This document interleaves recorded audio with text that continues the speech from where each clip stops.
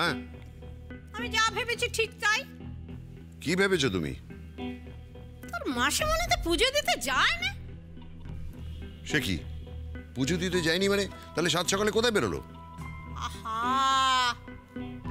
পুজো দিতে গেলে কখনো চামড়ার ছুটি পড়ে যায়, হাওয়ায় ছুটি পড়ে যায়।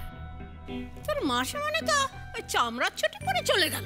বাবা, তোমার তো অবজারভেশন পাওয়ার সাংঘাতিক। তুমি তো গোয়েন্দাগিরি করলে পারো। রাখ বাপু, সে পুজো দিতে যায়নি, অন্য কোনো উদ্দেশ্যে গেছে। কি উদ্দেশ্য? সেটাই তো পরিষ্কার বুঝতে পারছি না। তবে একেবারে বুঝতে পারছি না যে তা নয়, ফিরেলে বুঝতে পারবো আমি যা ভেবেছি সেটা ঠিক কিনা। তাহলে সে কথা মাসিমণি ফিরলেই তুমি জিজ্ঞেস করো, আমাকে বলে কি লাভ? নিশ্চয়ই সরকার বাড়িতে গেছে ঠাকুরছি। কাল থেকেই দেখছি জয়ন্ত আর ওই মাথা খারাপে মেয়েটার বিয়ে দেবার জন্য উঠে পড়ে লেগে গেছে। মনে হচ্ছে সেখানেই গেছে।